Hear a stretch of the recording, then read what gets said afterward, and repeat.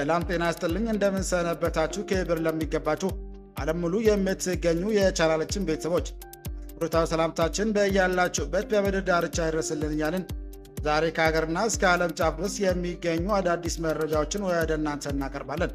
የብራን አድማጮቻችን ቀድሞ ዩቲዩብ ቻናላችን ስለተዘጋብን በአዲስ ቻናል ወደ እናንተ ተከስተናል። አንተም ሰብስክራይብ ሼር እያደረጋችሁ አዳዲስ መረጃዎች እንደተለቀቀ ወዲያውኑ ወደ እናንተ እንዲደርስ ደውል ምልክቱን በመጫን በርታት እንድትሆኑ ዘንድ እየተማጸንን ቅድሚያ አርዕስተ ዜና እናሰማችኋለን።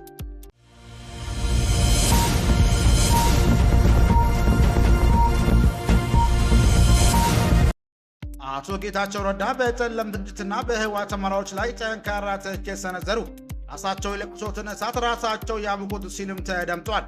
የጠቅላይ ሚኒስትር አብይ አህመድ የምስራቅ አፍሪካ ጉዳዮች አማካሪና የቀድሞ የትግራይ ጊዜያዊ አስተዳደር ፕሬዝዳንት አቶ ጌታቸው ረዳ የፕሪቶሪያን የሰላም ስምምነት ተግባራዊ ለማድረግ የተያዙ ዲፕሎማሲያዊ ጥረቶችን በግለሰቦችና በቡድን ስልጣን ጥም ምክንያት እንቅፋት እየገጠማቸው መሆኑን ገለጹ። በሰፊው ተሰሙታላችሁ።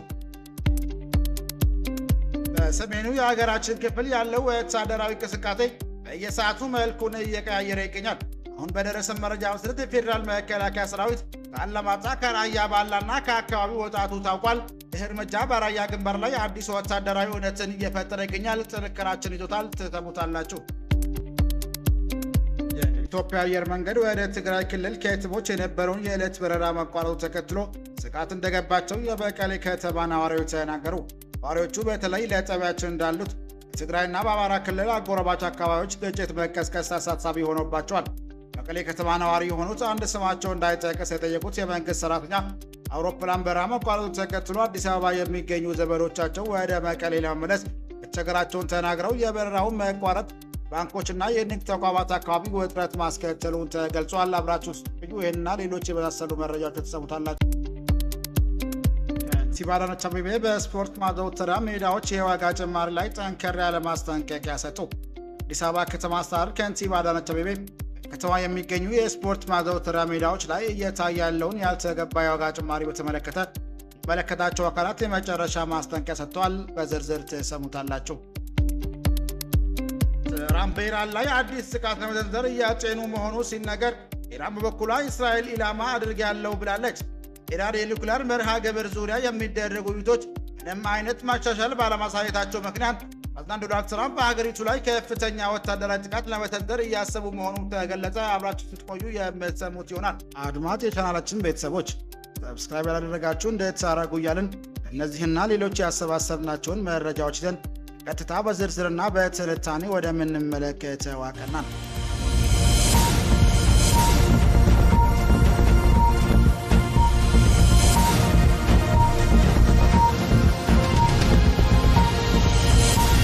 ቡድኑ ወደ ጦርነት ለማምራት የሚችለውን ሁሉ እያደረገ ነው ሲል አቶ ጌታቸው ረዳ ተደመጡ። ቀድሞ የትግራይ ጊዜያዊ አስተዳደር ፕሬዝዳንት አቶ ጌታቸው ረዳ ትግራይ ክልል ውስጥ የሚገኙ አንዳንድ ወታደራዊና ፖለቲካዊ አመራሮች ክልሉን ወደ አዲስና አላስፈላጊ ጦርነት እየገፉት ነው ሲል በጽኑ ማስጠነቀቁ። አቶ ጌታቸው በይፋዊ የፌስቡክ ገጻቸው ባሰፈሩት መግለጫ ፕሪቶሪያን የሰላም ስምምነት ተግባራዊ ለማድረግ የሚደረጉ ጥረቶች ክልሉ አመራሮች የስልጣን ጥም ምክንያት እንቅፋት እየገጠማቸው መሆኑን ገልጸው እነዚህ አካላት ለህዝቡ ስቃይ መራዘም በወንጀል ሊጠየቁ እንደሚገባም አሳስበዋል። የቀድሞ ፕሬዝዳንት በመልእክታቸው እንደተቹት አመራሮቹ የግዛት አንድነትን ማስከበርና ተፈናቃዮች መመለስ የሚል ህዝባዊ ጥያቄዎችን ለጦርነት መቀስቀሻነት እንደ ሽፋን እየተጠቀሙባቸው ይገኛሉም ብሏል። ተፈናቃዮቹን የመመለስ ተግባራት በሰላማዊ መንገድ በመተማመንና በከፍተኛ የፋይናንስ ድጋፍ በሚጠይቅ መልኩ መከናወን ያለበት እንጂ ትግራይን ዳግም የጦር አውድማ የሚያደርጉ የትንኮሳ መንገድ መሆን እንደሌለበት በአጽንኦትም ገልጸዋል። በተለይ የክልሉ ወታደራዊ አመራር ላይ ያነጣጠረ ትችት የሰነዘረው አቶ ጌታቸው ረዳ አሁንም የወጣቱን ህይወት ያለምንም ከባድ መሳሪያ ሽፋን ጦርነት በማገድ የቆየ ስህተት የሆነ ስልት መሆኑንም ጠቅሰዋል። ላሽ የያዘ እግረኛን አስቀድመው የምታስጨርሰው የውጊያ ስልት ጠፍቷችሁ ነው ወይስ እነዚህ መድፎች ሌላ ጊዜና ለሌላ አካል ሊሆናችሁ ነው ሲሉ የጠየቁት የቀድሞ ፕሬዝዳንት አመራሩ በህዝብ ዘንድ አለን ለማለት ብቻ የሰው ህይወት እየገበረ መሆኑን በምሬትም ገልጸዋል። የክልሉ ታጣቂዎችና ወጣቶች ጥሪ ያቀረቡት አቶ ጌታቸው ረዳ የታጋዩ ህመምና ህዝባዊ መርህ የርካሽ ፖለቲካዊ ንግድ እንዳይውል ጥንቃቄ እንዲደረግም አሳስቧል። በትግል የመጣው የፕሪቶሪያ ስምምነት ፖለቲካዊ ልዩነቶችን ሰላም ለመፍታት የቀረበ ትልቅ ዕድል መሆኑን በመጥቀስ ታጣቂው ክፍል ተጨማሪ ከንቱ መስዋዕትነትን አንከፍልም በማለት የጦርነት የሚደረገውን ግፍት እንዲቃወምና እምቢ እንዲል አበረታቷል። መጨረሻም አቶ ጌታቸው በትግራይ ስም የሚደረገውና የት መቼና እንዴት እንደሚጠናቀቅ የማይታወቅ ያሉት ትርጉም አልባ እንቅስቃሴ በአስቸኳይ እንዲቆም ጠይቋል። ግጭት በመቆስቆስ ላይ ያሉ አካላት ቆም ብለው እንዲያስቡ እያሳሰበ ራሳቸው የጫሩት እሳት ራሳቸው ይሙቁት በሚል ጠንካራ ማስጠንቀቂያ መልእክታቸውንም ደምድመዋል።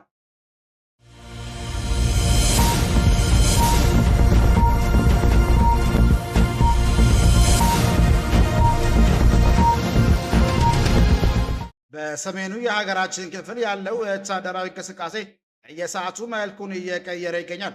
አሁን በደረሰ መረጃ መሰረት የፌዴራል መከላከያ ሰራዊት አላማጣ ከራያ ባላና ከአካባቢው መውጣቱ ታውቋል።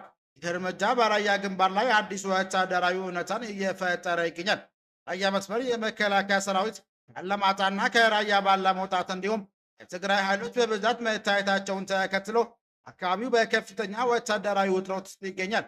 አየር መንገድ በራ ማቋረጥ ኢትዮጵያ አየር መንገድ ወደ መቀሌ የሚያደርገውን በረራ ድንገት ማቋረጡ ለጦርነቱ ስጋት ትልቅ ማሳያ ሆኗል።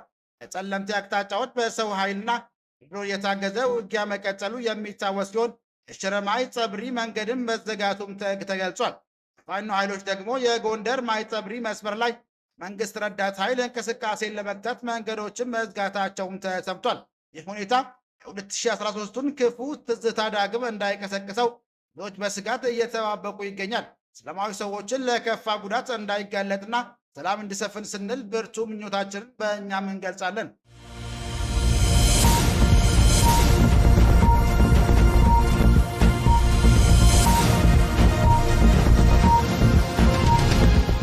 የኢትዮጵያ አየር መንገድ ወደ ትግራይ ክልል ከየትሞች የነበረውን የዕለት በረራ ማቋረጡን ተከትሎ ስጋት እንደገባቸው የመቀሌ ከተማ ነዋሪዎች ተናገሩ።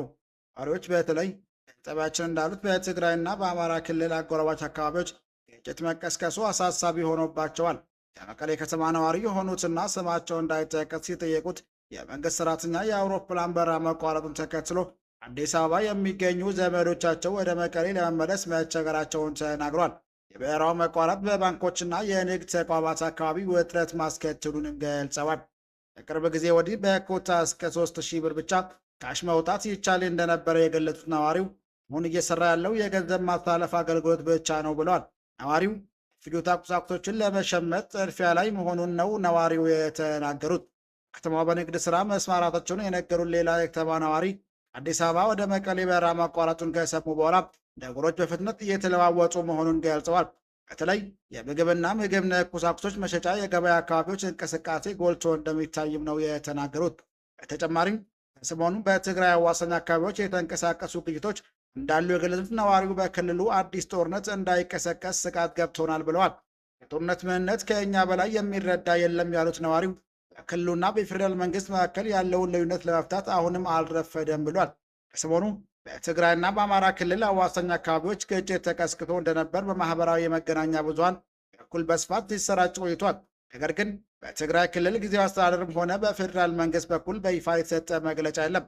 የዛሬውን የኢትዮጵያ አየር መንገድ የበረራ መሰረት በተመለከተ ከአየር መንገዱ ባለስልጣናት በኩል በይፋ የተገለጸ ምንም ነገር እስካሁን አይገኝም።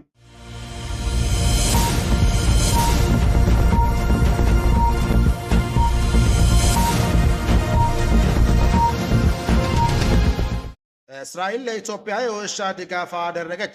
የኢትዮጵያ ፌዴራል ፖሊስ በአደገኛ እጽ ቁጥጥር የፖሊስ ስራ በከፍተኛ ደረጃ የሚያግዝ አነፍናፊ ውሾችን ኪናይን ከእስራኤል ፖሊስ በድጋፍ አግኝተዋል።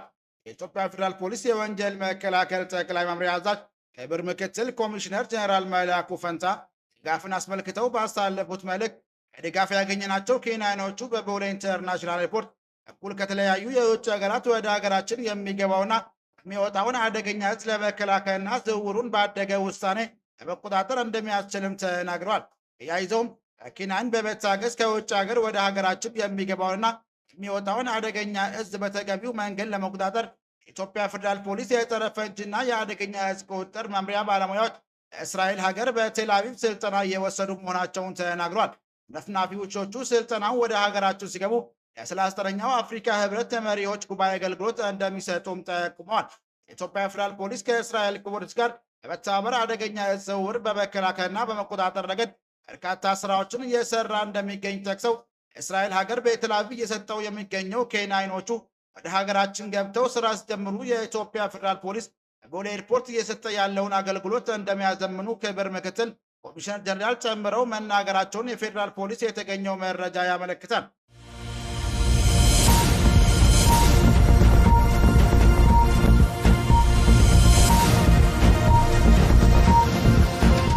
ከንቲባ አዳነች አቤቤ በስፖርት ማዘውተሪያ ሜዳዎች ላይ የዋጋ ጭማሪ ላይ ጠንከር ያለ ማስጠንቀቂያ ሰጡ። አዲስ አበባ ከተማ አስተዳደር ከንቲባ አዳነች አቤቤ ከተማው የሚገኙ የስፖርት ማዘውተሪያ ሜዳዎች ላይ እየታየ ያለውን ያልተገባ የዋጋ ጭማሪ በተመለከተ የሚመለከታቸው አካላት የመጨረሻ ማስጠንቀቂያ ሰጥተዋል። ከንቲባው ይህንን ማስጠንቀቂያ የሰጡት ከነዋሪዎቹ በተለይም ከወጣቶች ዘንድ በተደጋጋሚ የሚነሳውን የዋጋ ጭማሪ ቅሬታ ተከትሎ ነው። ስፖርት ሜዳዎች ለሕዝቡ አገልግሎትና ለወጣቶች የስፖርታዊ እንቅስቃሴ ተደራሽ መሆን ሲገባቸው አስፈላጊ በሆነ ክፍያ ምክንያት አገልግሎትን ማግኘት አዳጋች እየሆነ መምጣቱን አስተዳደሩም ገልጸዋል። ማስጠንቀቂያው በቀጥታ ለክፍለ ከተማና ለወረዳ አመራሮች እንዲሁም ሜዳዎችን እንዲያስተዳድሩ ኃላፊነት ለተሰጣቸው አካላት እየተላለፈ ነው። ከንቲባዋ እንዳሳሰቡት ከዚህ በኋላ የስፖርት ሜዳዎች አገልግሎት ላይ የሚታዩ ማንኛውም ብልሹ አሰራርና ልክ ያለፈ የዋጋ ተመን አስተዳደሩ በዝምታ አይመለከተውም ብሏል። ሳራቸውን በሚያስተካክልና የህዝባዊ ጥያቄ ችላ በሚል አካላት ላይ አስተዳደራዊና ህጋዊ እርምጃ እንደሚወሰድ የገለጸ ሲሆን ሜዳዎቹ በተመጣጣኝ ዋጋ ለወጣት ክፍት እንዲሆን ጥብቅ ክትትል እንዲደረግም ታዟል። ከተማ አስተዳደር ዋና ግብና ስፖርታዊ እንቅስቃሴዎችን በማስፋፋት ጤናማ ትውልድ መገንባት መሆኑን ከንቲባው ጠቅመዋል። ይህ ሊሳካ ደግሞ በቢሊዮን የሚቆጠር ብር ወጪ የተደረገባቸው ሜዳዎች ጥቂት ግለሰቦች መጠቀሚያ ሳይሆኑ ሰፊ ወጣት በተመጣጣኝና ፍትሃዊ በሆነ ዋጋ አገልግሎት መስጠት እንዳለባቸውም በድጋሚ አረጋግጠዋል። የመጨረሻ ማስጠንቀቂያ ነው የሚሆነው። የስፖርት ቢሮአችን የመጨረሻ ማስጠንቀቂያ ነው የሚሆነው። ስፖርት ሜዳ የሰራ ነው ለህዝብ ነው። ለህዝብ ስፖርት ሜዳ ያስፈልጋል አያስፈልግም ብሎ ጠይቆ ማያቁሉ አሁን በሰራናቸው እንደዚህ በብዙ ትጋት ለህዝብ የሰራ ነው ስፖርት ሜዳ ለህዝብ በትክክል እየቀረቡ አይደለም፣ ተዘግቶባቸዋል፣ ገንዘብ የተጠይቀባቸው ነው ብሎ ሊታቻን ይገባል። ግን ያነሱት ፖይንት ደግሞ እውነትነት አለው። ያልነውን አልሰማ ብላችሁ መመሪያ አወጣ ካቢኔው። መመሪያ ነው ያላችሁ ችግሩ አወጣ ካቢኔው። ዋጋ ተመነ። የስፖርት ሜዳዎችን ለማስተዳደር ትንንሽ ክፍያዎች ወደ ታች አውርዱታል። ኦሪየንቴሽን አልተሰጠ።